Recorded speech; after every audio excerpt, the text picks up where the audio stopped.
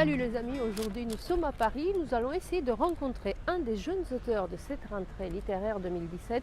J'ai dit jeune, c'est pas tout à fait un jeune auteur, même si physiquement elle est très jeune, parce que nous allons rencontrer Alma Brahmi qui n'a que 32 ans. Alma Brahmi est un écrivain qui a déjà publié 7 romans à 32 ans. Le premier, Sans elle, en 2008, à 23 ans, s'est fait remarquer tout de suite par le public, par la critique également. Il a eu de nombreux prix. Il a lancé cette jeune écrivain qu'on retrouve toujours avec plaisir, que nous avons déjà rencontré au Sable d'Olonne en 2005. Depuis, nous l'avions un peu perdu de vue, et pour cause, elle vit aujourd'hui à Hong Kong. Nous la retrouvons aujourd'hui dans un café, pas très loin d'ici, pas très loin du Jardin de Luxembourg. Nous parlerons de son dernier livre, Qui ne dit mot consent. À tout de suite.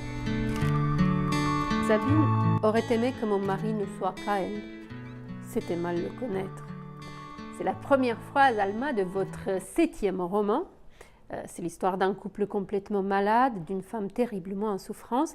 Comment une si jolie jeune femme que vous a pu s'intéresser à un sujet aussi lourd, aussi pesant? Alors, c'est vraiment, chacun de mes romans parle des liens familiaux ou du couple. Ce qui m'intéresse, c'est la solitude qu'on peut éprouver en étant avec l'autre. C'est exactement l'histoire d'Émilie. Je me suis mise dans sa peau et tout a l'air d'être pour le mieux. Elle vit dans une sublime maison de campagne, il y a les tomates rouges, la vigne magnifique qui donne des raisins. Tout a l'air formidable, son mari est là, joyeux, heureux, il la couvre d'amour, ça fait depuis des dizaines d'années qu'ils sont ensemble, les enfants sont grands, sont partis de la maison. Et en fait, derrière ce décor idyllique, il y a une chambre d'amis au premier étage. Et dans cette chambre d'amis, il y a des invités qui se succèdent. Les invités EES, exactement. Et ces invités sont soi-disant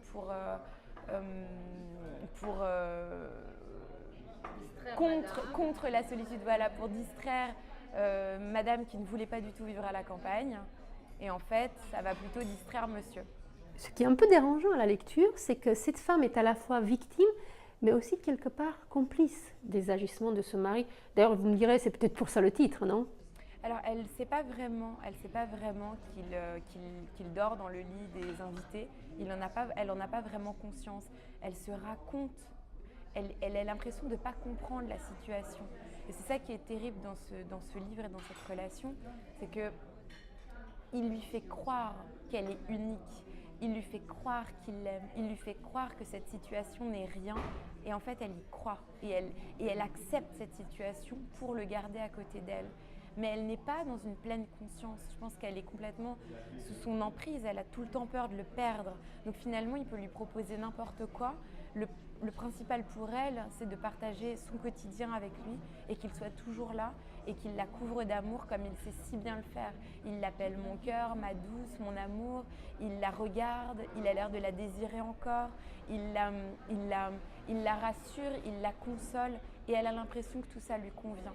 Et c'est peu à peu qu'elle se rend compte en se référant au passé et à la première invitée qu'il y a eu dans cette maison, qu'elle se rend compte que cette situation n'est pas normale et non seulement elle n'est pas normale, mais qu'elle la fait souffrir horriblement.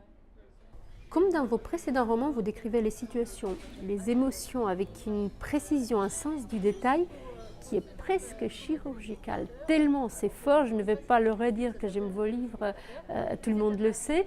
Je dis juste que vous êtes à Paris pour 2 semaines seulement pour la sortie de votre livre parce que vous habitez maintenant très loin. À Hong Kong. À Hong Kong, ça va? Ça va. La vie à Hong Kong, elle vous plaît? La vie à Hong Kong me plaît beaucoup, mais j'ai un vrai besoin de revenir régulièrement en France et à Paris notamment. Vous êtes là jusqu'à la fin de la semaine.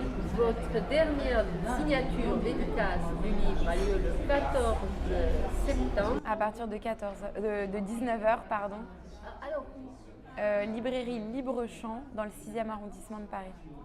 bonne dédicace Alma. Merci beaucoup. Bonne continuation et merci pour ce magnifique livre. On croise les doigts. Merci à vous.